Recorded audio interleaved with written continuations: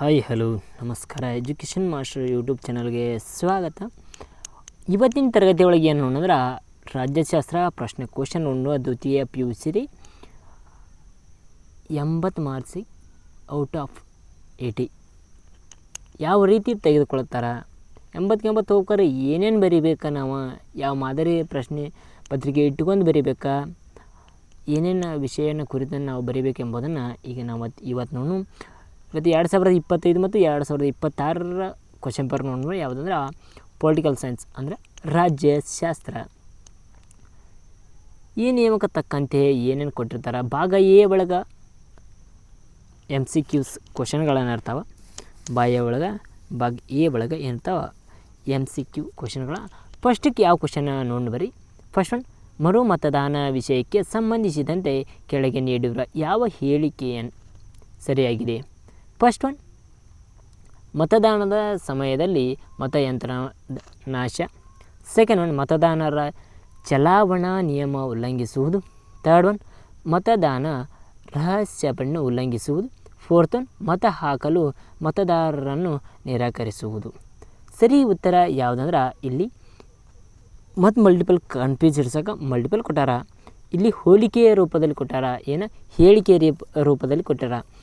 ಇದರೊಳಗೆ ಸರಿಯಾದ ಉತ್ತರ ಯಾವುದಂದ್ರೆ ಇಲ್ಲಿ ಬ್ಲೂ ಮಾರ್ಕ್ ಮಾಡಿದ್ದು ನೋಡ್ರಿ, ಯೆಲ್ಲೋ ಮಾರ್ಕ್ ಮಾಡಿದ್ದು, ಇದು ಸರಿಯಾದ ಉತ್ತರ ನೀವು ನೋಡ್ಕೋಬೋದು. ತದನಂತರ ಸೆಕೆಂಡ್ ಒನ್, ವಿಶ್ವ ಪರಿಸರ ದಿನಾಚರಣೆ. ಈ ದಿನಾಚರಣೆಯನ್ನು ಈ ದಿನದಂದು ಆಚರಿಸಲಾಗುತ್ತದೆ. ಯಾವ ದಿನ ರೀ? ಫಸ್ಟ್ ಒನ್ ಯಾವುದಂದ್ರೆ 4ನೇ ಜೂನ್, ಸೆಕೆಂಡ್ ಒನ್ ಬಿ 10ನೇ ಜೂನ್, ಥರ್ಡ್ ಒನ್ ಸಿ 7ನೇ ಜೂನ್, ಫೋರ್ತ್ ಒನ್ ಡಿ 5ನೇ ಜೂನ್. ಥರ್ಡ್ ಒನ್, ಲಿಬ್ಯಾದ ನಿರಂಕುಶಾಧಿಕಾರಿ A Abdul Hafiz Ghoga. Second one, Muammar Gaddafi. C Mustafa Abdul Jalil. D Mohammed Musri. ಸರಿಯಾದ ಉತ್ತರ ಯಾವುದ್ರಿ? B Mohammed Gaddafi. ಇವ್ರದ್ದು ಏನು ಈ ನಿಯಮ ಸರಿಯಾದ ಉತ್ತರ. ಇಲ್ಲಿ ಫೋರ್ತ್ ಒನ್ ನೋಡ್ರಿ ಯಾವುದಂದ್ರೆ, ಯಾವ ಸಂಘಟನೆಯ ಮುಂದಿನ ಪೀಳಿಗೆಯನ್ನು ಯುದ್ಧ ಎಂಬ ವಿಧ್ವಂಸಕಾರಿಯ ಪ್ರವೃತ್ತಿಯಿಂದ ರಕ್ಷಿಸುತ್ತದೆ. ನೀಡಿರುವ ಚಿತ್ರವನ್ನು ವೀಕ್ಷಿಸಿ ಕೆಳಗಿರುವ ಉತ್ತರವನ್ನು ನೀಡ್ರಿ ಅಂತ ಹೇಳಿದ್ದಾರೆ. ಯಾವುದಂದ್ರೆ ಇದರೊಳಗೆ ಆಸಿಯಾನ್ ಐತಿ, ವಿಶ್ವಸಂಸ್ಥೆ ಐತ್ರಿ, ನ್ಯಾಟೋ ಐತ್ರಿ ಮತ್ತು ಬ್ರಿಕ್ಸ್ ಅದ. ಇದರೊಳಗೆ ಸರಿಯಾದ ಉತ್ತರ ಈ ಚಿತ್ರವನ್ನು ಗಮನಿಸಿ ಸರಿಯಾದ ಉತ್ತರ ಯಾವುದಾಗ್ಬೋದಂದ್ರೆ ಬಿ ವಿಶ್ವಸಂಸ್ಥೆ ಆಗ್ತದೆ. ಅದೇ ರೀತಿ ಹೊಸಬ್ರ ನಮ್ಮ ಚಾನಲ್ ಯಾರ ನೋಡತ್ತೀರಂದ್ರೆ ಸಬ್ಸ್ಕ್ರೈಬ್ ಮಾಡಿರಿ. ಹಾಗೆ ಮುಂದಿನ ವಿಡಿಯೋ ನಿಮ್ಮ ದ್ವಿತೀಯ PUC ಡಿಗ್ರಿ ಆಗಲಿ PUC ಆಗಲಿ ಮತ್ತು ನೋಟಿಫಿಕೇಷನ್ ಆಗಲಿ, ಹೊಸ ನೋಟಿಫಿಕೇಷನ್ ಆಗಲಿ, ಇವಕ್ಕೆ ಏನು ಮಾಡ್ತಾವೆ ಅಂದ್ರೆ ನಾವು ಅಪ್ಲೋಡ್ ಮಾಡ್ತಿರ್ತೀವಿ. ಮುಂದಿನ ವಿಡಿಯೋಗೆ ನಿಮ್ಗೆ ತಪ್ಪಿಸ್ಕೊಳ್ಬಾರ್ದು ಎಂಬುದ ಕಾರಣಕ್ಕಾಗಿ ನೀವೇನು ಮಾಡ್ಬೇಕಂದ್ರೆ ನಮ್ಗೆ ಸಬ್ಸ್ಕ್ರೈಬ್ ಮಾಡಿ ಹಾಗೆ ಸಪೋರ್ಟ್ ಮಾಡಿರಿ. ಮುಂದಿನ ಪ್ರಶ್ನೆ ಯಾವ್ದು ನೋಡಿದ್ರೆ 5ನೇದ್ರಿ, ಈ ಕೆಳಗಿನ ಯಾವ ಹೇಳಿಕೆ ಸೂಕ್ತವಾಗಿದೆ. ಯಾವುದು ಹೇಳಿಕೆ ಸೂಕ್ತವಾಗಿದೆ ಅಂದ್ರೆ ಇಂದಿರಾ ಗಾಂಧಿ ಮತ್ತು UA ಮತ್ತು ಭೂಟೋ ತಾಸ್ಕೆಂಟ್ ಒಪ್ಪಂದ ಸಹಿ ಹಾಕಿದರು.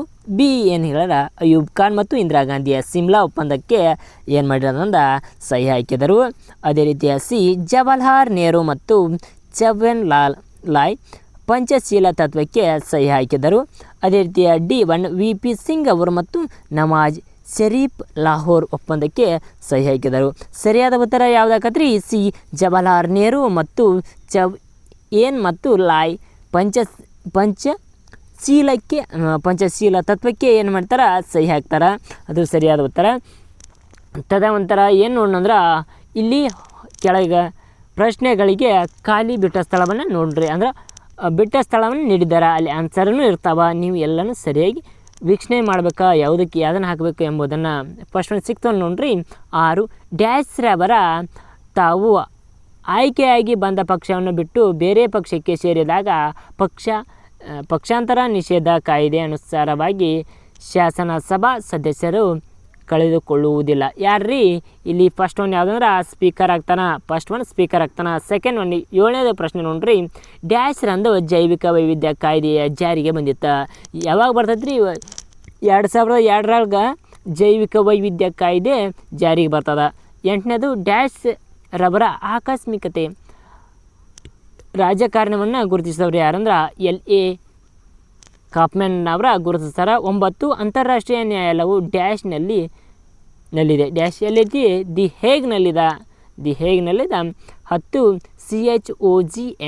CHOGM ನಾಯಕತ್ವ ದೇಶ ಬಹಿಷ್ಕೃತದ ಯಾವುದ್ರಿ ಇಂಗ್ಲೆಂಡ್ ಆಗಿರ್ತದೆ. ತದನಂತರ ಥರ್ಡ್ ಒನ್ ಹೊಂದಿಸಿ ಬರೆಯಿರಿ A Chaudhary commission, B Lal Bahadur Shastri academy, C ಭಯೋತ್ಪಾದನೆ, D 24 October 1945, E Mooknayak. A B ಎರಡೂ ಕೊಟ್ಟಾರ. ಬಿ ಒಳಗೆ ಏನು ಕೊಟ್ಟಾರ ಭಾಗ ಎ ಮತ್ತು ಭಾಗ ಬಿ. ಅಂದರೆ ಇಲ್ಲಿ ಎ ಬಿ ಎಂಬುದು ಎರಡನ್ನು ಹೊಂದಿಸಿ ಬರೆಯಿರಿ ಕೇಳಿದಾರ. ಯಾವ್ದ್ರಿ ಚೌಧರಿ ಕಮಿಷನ್ ಯಾರು ಹಾಕತ್ರಿ ಸರ್ ರ್ಯಾಡ್ಕ್ಲಿಫ್ ಆಗ್ತದ. ಸಿರಿಯಲ್ ರ್ಯಾಡ್ಕ್ಲಿಫ್ ಅವ್ರು ಆಗ್ತದ. ತದನಂತರ ಬಿ ಲಾಲ್ ಬಹದ್ದೂರ್ ಶಾಸ್ತ್ರಿ ಅಕಾಡೆಮಿ ಯಾವ್ದು ಹಾಕತ್ರಿ ಮಸೂರಿ. ಲಾಲ್ ಬಹದ್ದೂರ್ ಶಾಸ್ತ್ರಿ ಮಸೂರಿ ಆಗ್ತದ. ಭಯೋತ್ಪಾದನೆ ಯಾವ್ದು ಹಾಕತ್ರಿ ಭಯೋತ್ಪಾದನೆ ಟೆರರ್ ಆಗ್ತದ. 24 ಅಕ್ಟೋಬರ್ 1945 ಇದು ಯಾವ ಆಗ್ತದ ವಿಶ್ವಸಂಸ್ಥೆ ಆಗ್ತದ. ನೀವು ನೋಡಿರ್ಬೋದು ಈ ಕ್ವಶನ್ ರಿಪೀಟ್ ಆಗ್ತದ. ಮೂಕನಾಯಕ ಯಾರು ಹಾಕರ್ರಿ ಡಾಕ್ಟರ್ BR ಅಂಬೇಡ್ಕರ್ ಹೋಗ್ತಾರ. ಇಲ್ಲಿ ಸರಿ ಉತ್ತರಗಳನ್ನು ನಾನು ಇಲ್ಲಿ ನೀಡಿದ್ದೇನೆ. ನೀವು ಸರಿಯಾಗಿ ಅವನ್ನ ವೀಕ್ಷಣೆ ಮಾಡಿ ಎಕ್ಸಾಮ್ದಾಗ ಕನ್ಫ್ಯೂಸ್ ಮಾಡ್ಕೊಬೇಡ್ರಿ. ಮೊದಲ ಎಕ್ಸಾಮ್ದಾಗ ನೀವೇನು ಎಲ್ಲನೂ ಓದಿರ್ತೀನಿ ಮಾಡಿರ್ತೀರಿ, ಆದರೆ ಎಕ್ಸಾಮ್ದಲ್ಲ ಹುಡುಗರು ಏನು ಮಾಡ್ತಾವೆ ಕನ್ಫ್ಯೂಸ್ ಮಾಡ್ಕೊಂಡು ಅಲ್ಲಿ ಮಾರ್ಕ್ಸ್ ಹೋಗೋ ಚಾನ್ಸಸ್ ಇರ್ತದೆ. ನೀವು ಮಾಡೋ ಮಿಸ್ಟೇಕ ಅದಾಗಿರ್ತದೆ. 4ನೇ ಇದನ್ನು ನೋಡ್ರಿ 4 ಕೆಳಗಿನ ಪ್ರಶ್ನೆಗಳು ಒಂದು ವಾಕ್ಯದಲ್ಲಿ ಬರೆಯಿರಿ ಅಥವಾ ಉತ್ತರಿಸಿರಿ. ಇಲ್ಲಿ ಆಪರೇಷನ್ ಪೋಲೋ ಎಂದರೇನು 12 ಆಪರೇಷನ್ ಪೋಲೋ ಎಂದರೇನು. ಹೈದರಾಬಾದ್ ಸಂಸ್ಥಾನವು ಉತ್ತರ ಏನು ಬರೀಬೇಕನ್ನ ಎಂಬುದನ್ನು ನೀವು ನೋಟ್ಸ್ ಮಾಡ್ಕೊರಿ. ಇಲ್ಲಕ ನಮ್ಮ ಟೆಲಿಗ್ರಾಮ್ ಚಾನಲ್ ಅದ್ದೆ ಅಲ್ಲಿ ಜಾಯ್ನ್ ಆಗಿರಿ, ಹಾಗೆ ಸಬ್ಸ್ಕ್ರೈಬ್ ಮಾಡಿರಿ. ವಿಡಿಯೋ ಕೊನೆ ತನಕ ನೋಡಿರಿ. ವೆರಿ ಇಂಪಾರ್ಟೆಂಟ್ ಕ್ಲಾಸ್ ಅದ ಇದು. ಹೈದರಾಬಾದ್ ಸಂಸ್ಥಾನವು ಭಾರತದ ಒಕ್ಕೂಟದಲ್ಲಿ ಸೇರ್ಪಡೆಗೆ ಮಾಡಲಾದ ಪೊಲೀಸ್ ಕಾರ್ಯಾಚರಣೆ ಆಪರೇಷನ್ ಪೋಲೋ ಎಂದು ಕರೀತಾರೆ.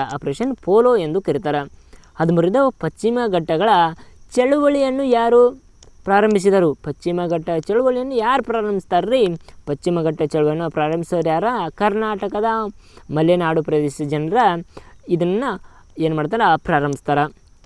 14ನೇ ಪ್ರಶ್ನೆ ಜಿಲ್ಲೆಯ ಮಾನವ ಹಕ್ಕುಗಳನ್ನು ರಕ್ಷಿಸುವ ಮುಖ್ಯಸ್ಥರು ಯಾರಾಗಿರ್ತಾರೆ ಜಿಲ್ಲಾಧಿಕಾರಿ ಆಗಿರ್ತಾರೆ. LACಯನ್ನು ವಿಸ್ತರಿಸಿ ಲೈನ್ ಆಫ್ ಆ್ಯಕ್ಚುಯಲ್ ಕಂಟ್ರೋಲ್ ಎಂಬ ವಿಸ್ತರಿಸಿ ಬರೀರಿ ಅಂತ ಹೇಳ್ಯಾರ. LACಯನ್ನು ನೀಡ್ತಾರೆ. 16ನೇದ ಬಂಧುವನ್ನು ಕರಿಬೋದು ಎಂದು ಕರೆದವರು ಯಾರು ಶೇಖ್ ಮುಜಿಬುರ್ ರೆಹಮಾನ್ ಅವರ ಏನು ಮಾಡ್ತಾರೆ ಬಂಧು ಎಂಬುದನ್ನು ಕರೀತಾರೆ. ಭಾಗ ಬಿ ನೋಡ್ರಿ ಸ್ನೇಹಿತರೆ 2 ಮತ್ತು 3 ವಾಕ್ಯದಲ್ಲಿ ಉತ್ತರಿಸ್ತಾರೆ. ಯಾವುದಾದ್ರೂ 5ಕ್ಕೆ ಎಷ್ಟ 5ಕ್ಕೆ. ಇಲ್ಲಿ ಕ್ವಶನ್ಗಳನ್ನು ಯಾವ ರೀತಿ ಕೇಳ್ಯಾನ ನೀವು ಯಾವ ರೀತಿ ಆನ್ಸರ್ ಬರಿಬೇಕೆಂಬುದನ್ನು ನೋಡ್ರಿ. ಇಲ್ಲಿ ಏನಾಗ್ತದೆ ನೀವು ನಿಮಗೆ ಏನು ತಿಳಿತೀವಿ ಅದನ್ನು ಬರೆದು ಬರ್ತೀರಿ. ಅಲ್ಲಿ ಮುಖ್ಯವಾಗಿ ಏನು ನೋಡ್ತಾರೆ ಅಂದ್ರೆ ನೀವು ಯಾವ ವಿಷಯವನ್ನು ಅಲ್ಲಿ ಆ್ಯಡ್ ಮಾಡಿದ್ದಾರೆ ಎಂಬುದನ್ನು ನೋಡ್ತಾರೆ. 17ನೇ ಪ್ರಶ್ನೆ ರಾಜ್ಯವೇ ಚುನಾವಣಾ ವೆಚ್ಚವನ್ನು ಭರಿಸುವುದು ಎಂದರೇನು. ಚುನಾವಣೆಯಲ್ಲಿ ಸ್ಪರ್ಧಿಸಲು ಮಾನ್ಯತೆ ಪಡೆದ ರಾಜಕೀಯ ಪಕ್ಷಗಳಿಗೆ ಚುನಾವಣೆ ಸಮಯದಲ್ಲಿ ವಾಹನಗಳಿಗೆ ಇಂಧನ, ಮೈಕ, ಕರಪತ್ರಗಳ ಮತ್ತು ಪತ್ರಿಕೆಗಳು ಪ್ರಕಟಣೆ ಮಾಡ್ತಾರೆ. ಎಲೆಕ್ಷನ್ ಮತ್ತು ಮಾಧ್ಯಮಗಳ ಪ್ರಚಾರಕ್ಕಾಗಿ ಏನು ಮಾಡ್ತಾರೆ ಇವಕ್ಕೆ ವೆಚ್ಚವನ್ನು ಭರಿಸ್ತಾರೆ. ಅಲ್ಲಿ ಏನಾಗಿರ್ತೈತೆ ಒಂದು ಚುನಾವಣೆ ಇರ್ತದೆ. ಚುನಾವಣೆಗೆ ಏನೇನು ಇಂಧನ ಮತ್ತು ಮೈಕ, ಕರಪತ್ರ, ಪತ್ರಿಕೆಗಳ ಪ್ರಕಟಣೆ ಮಾಡ್ತಾರೆ. ಎಲೆಕ್ಟ್ರಾನಿಕ್ ಮಾಧ್ಯಮಗಳು ಮತ್ತು ಪ್ರಚಾರ ಮುಂತಾದಕ್ಕೆ ವೆಚ್ಚವನ್ನು ಯಾವ ರೀತಿ ಇಲ್ಲಿ ಭರಿಸ್ತಾರೆ ಎಂಬುದನ್ನು ತಿಳ್ತಾರೆ, ಯಾಕೆ ನೀಡ್ತಾರೆ ಎಂಬುದನ್ನು ಇಲ್ಲಿ ನಾವು ನೋಡ್ರಿ. ತದನಂತರ 18ನೇ ಪ್ರಶ್ನೆ ಕೇಂದ್ರ ಸೇವೆಗಳ ಯಾವುದಾದ್ರೂ 2 ಉದಾಹರಣೆಗಳನ್ನು ತಿಳಿಸಿ. ಯಾವ್ಯಾವ್ರಿ 2 ಉದಾಹರಣೆ ಆಗಿರ್ತಾವ ಎಂಬುದನ್ನು ನೋಡ್ರಿ. ಭಾರತೀಯ ವಿದೇಶಾಂಗ ಸೇವೆ ಇಂಡಿಯನ್ ಪ್ರಾವಿಷನ್ ಸರ್ವಿಸ್, ಭಾರತೀಯ ಅಂಚೆ ಸೇವೆ ಇಂಡಿಯನ್ ಪೋಸ್ಟಲ್ ಸರ್ವಿಸ್. ಇವೇನಾಗಿರ್ತಾವಂದ್ರೆ ಸೇವೆಗಳಾಗಿರ್ತಾವೆ. 2 ಉದಾಹರಣೆ ನೀಡುತ್ತಲ್ಲ, ನಿಮಗೆ ಹೆಚ್ಚು ನೀಡಬೇಕು ಅನ್ನೋದ್ರ ಥರ ಬರೀರಿ. ಅಂದರೆ ನಿಮ್ಮ ಮಾರ್ಕ್ಸ್ ಕಂಪ್ಲೀಟ್ ಅಷ್ಟು ಬರುವ ಲೆವೆಲ್ಗೆ ಇರ್ತದೆ. ಅದೇ ರೀತಿ 19ನೇ ಪ್ರಶ್ನೆ ಕೇಂದ್ರ ಲೋಕಸೇವಾ ಆಯೋಗದ ಸದಸ್ಯರ ಪದಚ್ಯುತಿ ವಿಧಾನ ಬರೆಯಿರಿ. ಯಾವ ರೀತಿ ಪದಚ್ಯುತಿ ಆಗ್ತಾರ ಎಂಬುದನ್ನು ಬರೀರಿ ಅಂತ ಕೇಳ್ಯಾರ. ಕೇಂದ್ರ ಲೋಕಸೇವಾ ಆಯೋಗದ ಸದಸ್ಯರನ್ನು ಅವರು ದುರ್ನಡೆಯ ಆಧಾರದ ಮೇಲೆ ಅಥವಾ ಸುಪ್ರೀಂ ಕೋರ್ಟ್ ವಿಚಾರಣೆಯ ಮುಗಿದ ನಂತರ ರಾಷ್ಟ್ರಪತಿಗಳ ಆದೇಶದ ಮೇರೆಗೆ ಮಾತ್ರ ಅಧಿಕಾರದಿಂದ ವಜಾಗೊಳಿಸ್ತಾರೆ. ಇಲ್ಲೇನು ಕೇಳ್ಯಾರಂದ್ರೆ ಲೋಕಸೇವಾ ಆಯೋಗದ ಸದಸ್ಯರ ಪದಚ್ಯುತಿ ವಿಧಾನವನ್ನು ಯಾವ ರೀತಿ ಮಾಡ್ತಾರೆ? ಲೋಕಸೇವಾ ಆಯೋಗದ ಪದಚ್ಯುತಿ ದುರ್ನಡತೆ ಅವರು ಏನಾರಂದ್ರೆ ಲಪಡಾರಿ ದುರ್ನಡತೆ ಆಧಾರದ ಮೇಲೆ ಮತ್ತು ಸುಪ್ರೀಂ ಕೋರ್ಟ್ ವಿಚಾರಣೆ ಯಾವ ರೀತಿ ಮಾಡ್ತದೆ?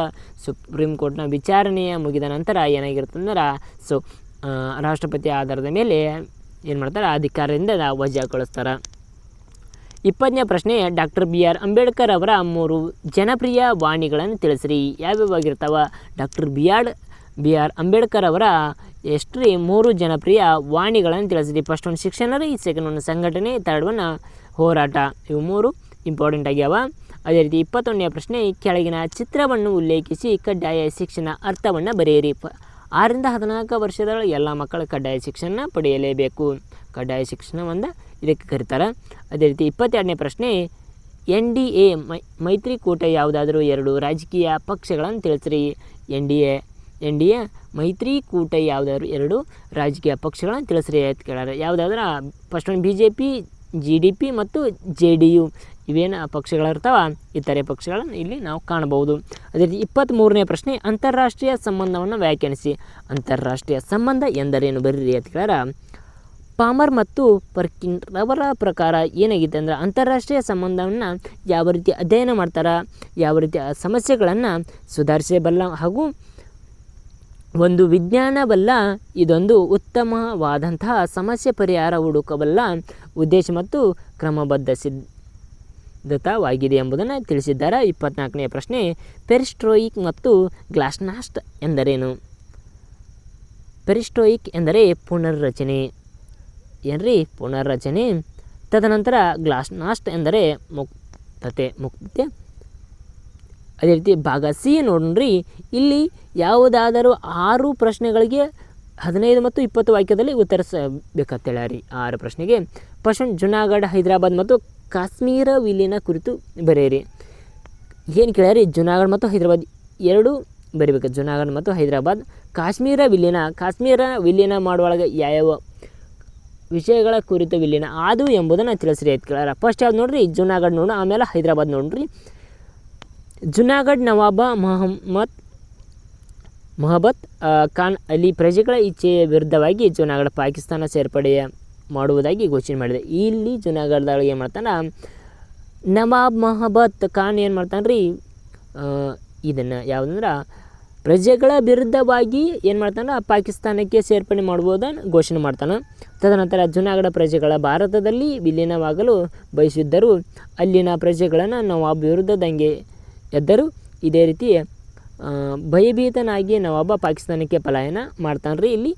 ಇಲ್ಲಿ ಏನು ಮಾಡ್ತಾನಂದ್ರೆ ಪ್ರಜೆಗಳ ವಿರುದ್ಧವಾಗಿ ಮಾಡ್ತಾನೆ. ಅಲ್ಲಿ ಪ್ರಜೆಗಳ ಏನು ಮಾಡ್ತಾನಂದ್ರೆ ದಂಗೆ ನವಾಬನ ವಿರುದ್ಧ ದಂಗೆ ಎದ್ದಾಗ ಏನು ಮಾಡ್ತಾನಂದ್ರೆ ಪಾಕಿಸ್ತಾನಕ್ಕೆ ಓಡ್ತಾನೆ. ನವಾಬನ ಅನಿಸಿ ಇವ್ರ ಕೈಯಲ್ಲಿ ನನಗಿನ್ನ ಏನು ಬಾಳ್ವೆ ಇಲ್ಲ ಎಂಬುದನ್ನು ನಮಗೇನು ಗೊತ್ತಾಗತ್ತೆ. ಅವಾಗ ಅವ ಪಲಾಯನ ಮಾಡ್ತಾನೆ, ಅಲ್ಲಿ ಪ್ಲೇಸ್ ಬಿಟ್ಟು ಪಾಕಿಸ್ತಾನಕ್ಕೆ ಹೊಕ್ಕಾನ. ತದನಂತರ ಹೈದರಾಬಾದ್ ನೋಡ್ರಿ. ಹೈದರಾಬಾದ್ ದೇಶೀಯ ಸಂಸ್ಥಾನಗಳ ಅತ್ಯಂತ ದೊಡ್ಡ ಸಂಸ್ಥಾನ. ದೇಶೀಯ ಸಂಸ್ಥಾನಗಳಲ್ಲಿ ಅತ್ಯಂತ ದೊಡ್ಡ ಸಂಸ್ಥಾನ ಯಾವುದಂದ್ರೆ ಹೈದರಾಬಾದ್ ರೀ. ಅಲ್ಲಿನ ನಿಜಾಮ್ ಅಸದ್ ಉಸ್ಮಾನ್ ಅಲಿ ಖಾನ್ ನಿಜಾಮುದ್ದೀನ್ ಹೈದರಾಬಾದ್ ಪ್ರಾಂತ್ಯನ ಸ್ವತಂತ್ರವಾಗಿ ಆಳಲು ಬಯಸಿದ್ದ. 1947ರಾಗ ಏನಾಕತ್ರಿ? ಹಿಂದಿನ ಹೈದರಾಬಾದ್ ಸಂಸ್ಥಾನದಲ್ಲಿ ಯಥಾಸ್ಥಿತಿಯನ್ನು ಕಾಪಾಡಿಕೊಂಡು ಹೋಗುವ ಒಪ್ಪಂದವನ್ನು ನಿಜಾಮನು ಭಾರತದೊಂದಿಗೆ ಮಾಡಿಕೊಂಡಿರುವ ಹೈದರಾಬಾದ್ ಸ್ವತಂತ್ರ ಮತ್ತು ಭಾರತದ ಭದ್ರತೆಯ ಸವಾಲವಾಗಿತ್ತು. ಇಲ್ಲಿನ ರೀತಿಯಾಗಿ ಅವ ಏನು ಆಳ್ವಿಕೆ ಮಾಡ್ತಿದ್ದ 1947 ಹೈದರಾಬಾದ್ ಸಂಸ್ಥಾನ ಯಥಾರೀತಿ ಅದೇ ರೀತಿ ನಡೆದಿತ್ತು ಎಂಬುದನ್ನು ಇಲ್ಲಿ ತಿಳಿಸ್ತಾರೆ.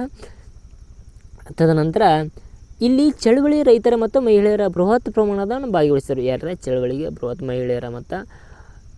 ಮಹಿಳೆಯರು ಮತ್ತು ರೈತರು ಭಾರಿ ಪ್ರಮಾಣದಲ್ಲಿ ಸೇರಿದರು ಎಂಬುದನ್ನು ಕಮ್ಯುನಿಸ್ಟ್ ಮತ್ತು ಪಕ್ಷಗಳು ಇಲ್ಲಿ ಆಳ್ವಿಕೆಯಲ್ಲಿ ಇದ್ದವು.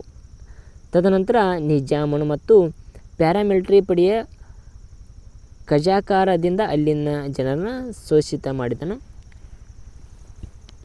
ತದನಂತರ ಏನು ಮಾಡ್ತಾನೆ ಅಂದರೆ ಇಲ್ಲಿ ಜಾಸ್ತಿ ರಾಜಕಾರಣಿ ಹಿಂಸೆ ಮತ್ತು ಹಿಂದೂಗಳ ಪಾಸ್ತಿಗಳನ್ನು ಏನು ಮಾಡ್ತಾರೆ ಅಂದ್ರೆ ಲೂಟಿ ಮಾಡ್ತಾರೆ, ಅತ್ಯಾಚಾರ ಮಾಡ್ತಾರೆ. ಅವಾಗ ಏನು ಮಾಡ್ಬೇಕತ್ತೆ ಅಂದ್ರೆ ಅಜಾರತಕತೆಯನ್ನು ಅಂತ್ಯಗೊಳ್ತದೆ. ಭಾರತ ಸೇನೆ ಸೆಪ್ಟೆಂಬರ್ 1948 ಹೈದರಾಬಾದ್ ಪ್ರವೇಶಿಸಿ ಕಾರ್ಯಾಚರಣೆ ಪ್ರಾರಂಭಿಸ್ತಾರೆ. ತದನಂತರ ಪೊಲೀಸ್ ಕಾರ್ಯಾಚರಣೆ ಆಪರೇಷನ್ ಪೋಲೋ ಆಗ್ತದೆ, ಈ ನೇಮದಾಗ್ತದೆ. ಅದೇ ರೀತಿ ಕಾಶ್ಮೀರ ನೋಡ್ರಿ, ಜಮ್ಮು ಕಾಶ್ಮೀರ ರಾಜ ಹರಿಸಿಂಗ್ ಹಿಂದೂ ಆಗಿದ್ದನು. ಕಾಶ್ಮೀರ ಬಹುಸಂಖ್ಯಾನ ಪ್ರಜೆಗಳ ಮುಸ್ಲಿಮರಾಗಿದ್ದರು. ರಾಜ ಹರಿಸಿಂಗ್ ಕಾಶ್ಮೀರವನ್ನು ಸ್ವತಂತ್ರ ರಾಜ್ಯವನ್ನಾಗಿ ಆಳಲು ಬಯಸಿದ್ದನು. ರಾಜ ಹರಿಸಿಂಗ್ ಪದಚ್ಯುತಿಗೊಳಿಸಲು ನ್ಯಾಷನಲ್ ಕಾನ್ಫರೆನ್ಸ್ ಅಧ್ಯಕ್ಷ ಶೇಖ್ ಅಬ್ದುಲ್ ನೇತೃತ್ವದಲ್ಲಿ ಬೃಹತ್ ಚಳುವಳಿಯ ಪ್ರಾರಂಭವಾಯಿತು. ಅದೇ ರೀತಿ ಶೇಖ್ ಅಬ್ದುಲ್ ಕಾಶ್ಮೀರವನ್ನು ಪಾಕಿಸ್ತಾನದೊಂದಿಗೆ ವಿಲೀನಗೊಳಿಸಲು ವಿರೋಧಿಸಿದ್ದನು. ಅದೇ ರೀತಿ ಪ್ರತ್ಯೇಕ ಕಾಶ್ಮೀರ ಆಳಲು ಬಯಸಿದ್ದನು. ಭೌಗೋಳಿಕ ಸಾಮೀಪ್ಯ ಮತ್ತು ಮುಸ್ಲಿಮರ ಸಂಖ್ಯೆ ಅಧಿಕವಿರುವುದರಿಂದ ಪಾಕಿಸ್ತಾನದ ಕಾಶ್ಮೀರ ತನ್ನ ಅಧೀನದಲ್ಲಿ ತೆಗೆದುಕೊಳ್ಳಲು ಬಯಸಿದ್ದನು. ಅಕ್ಟೋಬರ್ 1947 ಏನಾಗ್ತದೆ ಪಾಕಿಸ್ತಾನ ಬುಡಕಟ್ಟು ಜನಾಂಗ ಏನಾಗಿರ್ತಾರಂದ್ರೆ ನುಸುಳುಕೋರರು ಕಾಶ್ಮೀರವನ್ನು ವಶಪಡಿಸಿಕೊಂಡಿದ್ದರು. ಇಲ್ಲಿ ನುಸುಳುಕೋರರು ಭಯೋತ್ಪಾದನೆಯಿಂದ ರಾಜ ಹರಿಸಿಂಗ್ ಭಾರತ ಮಿಲಿಟರಿ ಸಹಾಯವನ್ನು ಕೋರಿದನು. 26 ಅಕ್ಟೋಬರ್ 1947 ಭಾರತದೊಂದಿಗೆ ಕಾಶ್ಮೀರವನ್ನು ವಿಲೀನಗೊಳಿಸಲು ಇನ್ಸ್ಟ್ರೂಮೆಂಟ್ ಆಫ್ ಆ್ಯಕ್ಷನ್ಗೆ ಸಹಿ ಹಾಕಿದರು. ತದನಂತರ ಏನಾಗ್ತಾರೆ ಸಕಾರಾತ್ಮಕವಾಗಿ ಸ್ಪಂದಿಸುತ್ತಾ instrument of operation Sheikh Abdul ಸಹಿ ಹಾಕಿದನು. ಇದೆಲ್ಲ ನಡುವೆ ಕಾಶ್ಮೀರ ವಿವಾದ ಗೃಹ ರಾಜಿಯಾಯಿತು. ಅದೇ ರೀತಿ ಈ ವಿವಾದದ ಬಗೆಗಿರುವ ನಿಯಮ ಸಂವಿಧಾನದ ರಚನಾ ಸಭೆಯ 370ನೇ ವಿಧಿಯ ಮೂಲಕ ಕಾಶ್ಮೀರ ಪ್ರತ್ಯೇಕ ಸಂವಿಧಾನ ಮತ್ತು ಇತರ ಸವಲತ್ತುಗಳನ್ನು ನೀಡಲಾಯಿತು. ಜಮ್ಮು ಕಾಶ್ಮೀರ ವಿವಾದವನ್ನು ಬಗೆಹರಿಸಲು ವಿಶ್ವಸಂಸ್ಥೆ ಮತ್ತು ಭದ್ರತಾ ಮಂಡಳಿ ಏಪ್ರಿಲ್ 1950ರಂದು ಸರ್ ಓಮನ್ ಡಿಕ್ಸನ್ರವರ ತನ್ನ ಪ್ರತಿನಿಧಿಯಾಗಿ ನೇಮಿಸಿತ್ತು. ಅಂದಿನಿಂದ ಇಂದಿನವರೆಗೆ ಕಾಶ್ಮೀರ ವಿವಾದ ವಿಶ್ವಸಂಸ್ಥೆಯ ಭದ್ರತಾ ಮಂಡಳಿಯ ಮುಂದೆ ಐತ್ರಿ ಎಂಬುದನ್ನು ಇಲ್ಲಿ ತಿಳಿಸ್ತಾರೆ. ಅದೇ ರೀತಿ 26ನೆಯ ಪ್ರಶ್ನೆ ನೋಡಿದಾಗ ನೋಡ್ರಿ, ಇಲ್ಲಿ ಯಾವ ವಿಷಯವನ್ನು ನಾವು ಯಾವ ರೀತಿಯನ್ನು ವ್ಯಕ್ತಪಡಿಸಿದ್ದೇವೆ ಎಂಬುದನ್ನು ನೀವು ನೋಡ್ರಿ. ನೀವು ಒಂದು ವಿಷಯ ಕುರಿತಂತ ಬರಿಬೇಕಾದ್ರೆ ಏನೇನು ಬರಿಬೇಕು ಏನೇನು ಇಲ್ಲ ಎಂಬುದನ್ನು ಇಲ್ಲಿ ನೀವು ನೋಡ್ಕೊರಿ. ಪ್ರತಿಯೊಂದು ವಿಷಯನ ಯಾವ ರೀತಿ ಬರೆದ್ರೆ ನಿಮಗೆ ಸ್ಕೋರ್ ಆಗ್ತದೆ ಅಥವಾ ಸ್ಕೋರ್ ಆಗಲ್ವಾ ಎಂಬುದನ್ನು ನಾವು ತಿಳಿಸ್ತಾನೆ. ಅದೇ ರೀತಿ ಕ್ವಶನ್ಗಳನ್ನು ಪ್ರತಿಯೊಂದು ಕ್ವಶನ್ ಇಂಪಾರ್ಟೆಂಟ್ ರೀ. ಇಲ್ಲಿ ಪಿಕ್ಸ್ ಕ್ವಶನ್ನ ಸೆಕೆಂಡ್ ಪುಷಿ ಯಾವ ರೀತಿ ಇರ್ತದೆ ಪಿಕ್ಸ್ ಕ್ವಶನ್ಗಳನ್ನು ಅಲ್ಲಿ ನಿಮಗೆ ನೀಲನಕ್ಷೆ ಕೊಡ್ತಾರೆ, ಬ್ಲೂ ಪ್ರಿಂಟನ್ನು ನೀಡ್ತಾರೆ. ಆ ಪ್ರಕಾರ ಓದಿದ್ದೇ ಆದರೆ 80 ಮಾಡ್ಬೋದು, 80 ಮಾಡ್ಬೋದು. ಇಲ್ಲಿ ಯಾವ ವಿಷಯಗಳನ್ನು ಕುರಿತಂತ ಆನ್ಸರ್ಗಳನ್ನು ಯಾವ ರೀತಿ ಬರಿಬೇಕಪ್ಪ ಎಂಬುದನ್ನು ನಿಮಗೆ ಗೊತ್ತಿರಬೇಕು ರೀ. ಇಲ್ಲಿ ಒಂದು ವಿಷಯಕ್ಕೆ ಸಂಬಂಧಪಟ್ಟಂತಹ ಒಂದು ವಿಷಯ ಐತಂದ್ರೆ ಉತ್ತಮ ಆಡಳಿತ ಐತಂದ್ರೆ ಆ ಆಡಳಿತ ಸವಿಸ್ತಾರವಾಗಿ ಯಾವ ರೀತಿ ಆಡಳಿತ ಮಾಡ್ತಿದ್ದರು, ಅದರೊಳಗೆ ವಿಧಗಳು ಏನು ಎಂಬುದನ್ನು ನೀವು ಅರ್ಥ ಮಾಡ್ಕೊಂಡು ಎಕ್ಸಾಮ್ನಲ್ಲಿ ಬರಿಬೇಕು ರೀ. ಅದೇ ರೀತಿ ಇಲ್ಲಿ ನೋಡಿರಿ ನಾವು ಕ್ವಶನ್ಗಳನ್ನು ಮತ್ತು ಆನ್ಸರ್ಗಳನ್ನು ನೀಡಿದ್ದೇವೆ. ನೀವು ಸರಿಯಾಗಿ ಓದಿ ಬರೆದ್ರಾದ್ರೆ ನಿಮ್ಗೆ ಆರಾಮ್ 80 ಮಾಡ್ಬೋದು ರೀ. ಇದನ್ನು ವಿಡಿಯೋ ಕೊನೆ ತನಕ ನೋಡಿರಿ, ನಿಮ್ಗೆ ಎಲ್ಲನೂ ಗೊತ್ತಾಗ್ತದೆ. ನೀವು ನೋಡಿಸಿರ್ಕಾರ ಇದನ್ನು ಟೆಲಿಗ್ರಾಮ್ ಚಾನಲ್ನಲ್ಲಿ ನೀವು ಇದನ್ನು ಮಾಡಿರಿ, ಅಂದರೆ ಕಮೆಂಟ್ ಮಾಡಿರಿ. ನಾವು ಟೆಲಿಗ್ರಾಮ್ ಚಾನಲ್ಗೆ ಹಾಕಿರ್ತೀನಿ, ಅಲ್ಲಿ ಲಿಂಕ್ ಕೊಟ್ಟಿರ್ತೀನಿ. ನೀವು ಅಲ್ಲಿ ಹೋಗಿ PDF ಡೌನ್ ಮಾಡ್ಕೊಂಡು ನೀವು ಸ್ಟಡಿ ಮಾಡ್ಬೋದು ರೀ. ಇಲ್ಲಾಂದರೆ ವಿಡಿಯೋನ ನೋಡ್ಬೋದು ರೀ. ಅದೇ ರೀತಿ 5 ಮಾರ್ಕ್ಸಿಗೆ ಯಾವ ರೀತಿ ಬರಿಬೇಕು, 10 ಮಾರ್ಕ್ಸಿಗೆ ಯಾವ ರೀತಿ ಬರಿಬೇಕು ಎಂಬುದನ್ನು ನೀವು ಇಲ್ಲಿ ತಿಳ್ಕೊಳ್ಬೋದು ರೀ. ನೋಡ್ರಲ್ಲ, ಪ್ರತಿ ಬಂದನ್ನು ಹೈಲೈಟನ್ನು ಮಾಡಿದ್ದೇನೆ. ನೀವು ಓದ್ಕೊರಿ, ಸರಿಯಾಗಿ ಓದ್ಕೊರಿ. ಇಂಥ ವಿಡಿಯೋಗಳಿಗೆ ನಮ್ಮ ಚಾನಲ್ ಏನು ಮಾಡ್ಬೇಕ್ರಿ, ನೀವು ಸಬ್ಸ್ಕ್ರೈಬ್ ಮಾಡ್ಬೇಕ್ರಿ. ಮತ್ತು ಈ ವಿಡಿಯೋ ಪರ್ಪಸನ್ನು ನಾನು ಮುಂದಿನ ವಿಡಿಯೋ ಒಳಗೆ ನಿಮ್ಗೆ ಒಳ್ಳೆಯ ವಿಷಯ ಕುರಿತಂತೆ ನಾನು ವಿಡಿಯೋ ತರ್ತೀನಿ. ಭಾಗ ಡಿ ಒಳಗೆ ಇಲ್ಲಿ ನೋಡಿರಿ ವೆರಿ ಇಂಪಾರ್ಟೆಂಟ್ ಕಡ್ಡಾಯ ಕ್ವಶನ್ಗಳನ್ನ ಇರ್ತಾವೆ. ಆಗ ಸಬ್ಸ್ಕ್ರೈಬ್ ಮಾಡ್ಕೊರಿ. ಪೀಠಿಕೆ ಒಳಗೆ ನಾವು ಏನೇನು ಯಾವ ವಿಷಯ ಕುರಿತಂತೆ ನಾವು ಹಾಕ್ಬೇಕು, ಉಪಸಂಹಾರ ಒಳಗೆ ಯಾವ ವಿಷಯ ಕುರಿತು ಇಲ್ಲಿ ಪೀಠಿಕೆ ನೋಡ್ರಿ. ಪೀಠಿಕೆ ಯಾವ ರೀತಿ ಹಾಕ್ಬೇಕು, ಉಪಸಂಹಾರ ಯಾವ ರೀತಿ ಹಾಕ್ಬೇಕು, ವಿವರಣೆ ನಾವು ಯಾವ ರೀತಿಯನ್ನು ಮಾಡಬೇಕು ಎಂಬುದನ್ನು ನೀವು ಇಲ್ಲಿ ಒಂದು ಅಥವಾ 2 ನೀವು ನೋಡ್ಕೊರಿ. ಇಲ್ಲಕ್ಕಾರೆ ನಿಮ್ಗೆ ಆಗ್ಲಿಕ್ಕಂದ್ರೆ ಪೂರ್ತಿ ವಿಡಿಯೋನ ಕೇಳ್ರಿ.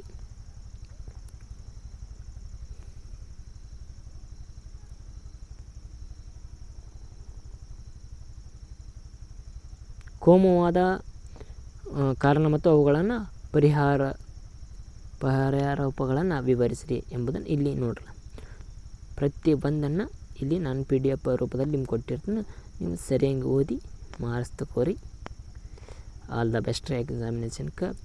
ವಿಡಿಯೋ ಕಂಪ್ಲೀಟಾಗಿ ನೋಡಿರಿ, ನಿಮ್ಗೆ ಹೆಲ್ಪ್ಫುಲ್ ಆಗ್ತದೆ. ಹೆಲ್ಪ್ಫುಲ್ ಆಗ್ಲಿಕ್ಕೆ ಯಾರು ಸಬ್ಸ್ಕ್ರೈಬ್ ಮಾಡಿಬಿಡ್ರಿ. ಹೆಲ್ಪ್ಫುಲ್ ಆದರೆ ಸಬ್ಸ್ಕ್ರೈಬ್ ಮಾಡಿರಿ. ನಮಗೆ ಹೊಮ್ಮಸ್ ಬರೋದ ಮುಂದಿನ ವಿಡಿಯೋಕ್ಕೆ ನಾವು ನಿಮ್ಗೆ ಇದಕ್ಕಿಂತ ಒಳ್ಳೆಯ ವಿಷಯಗಳನ್ನು ಕುರಿತಂತೆ ನಾನು ವಿಡಿಯೋ ಮಾಡ್ತೀನಿ. ಅದೇ ರೀತಿ ಹಾಗೆ ನಿಮಗೆ ವಿಡಿಯೋ ಇಷ್ಟ ಆದರೆ ಲೈಕ್ ಮಾಡಿರಿ, ಶೇರ್ ಮಾಡಿರಿ. ಹಾಗೆ ನಿಮ್ಮ ಫ್ರೆಂಡ್ಸೂ ಪಾಸ್ ಆಗಲಿ ಅಥವಾ ಸ್ಕೋರ್ ಮಾಡಲಿ. ಒಳ್ಳೆಯ ಮನಸ್ಸು ಇರ್ಬೇಕ್ರಿ, ಅಂದಾಗ ಎಲ್ಲವೂ ಆಗ್ತದೆ. ಸರಿಯಾಗಿ ಓದ್ಕೋರಿ. ಹಾಗೆ ನಮ್ಮ ಚಾನಲ್ನಲ್ಲಿ economics, history, political, Kannada, English ಎಲ್ಲ ವಿಷಯ ಕುರಿತಂಥ ಕ್ವಶನ್ ಪೇಪರ್ ಸಿಗ್ತಾವೆ. ನೀವು ಸರಿಯಾಗಿ ಡೌನ್ ಮಾಡ್ಕೊಂಡು ಓದ್ಕೋರಿ. ಆಗ ನಮ್ಮ ಚಾನಲ್ಗೆ ಸಪೋರ್ಟ್ ಮಾಡಿರಿ. Thank you.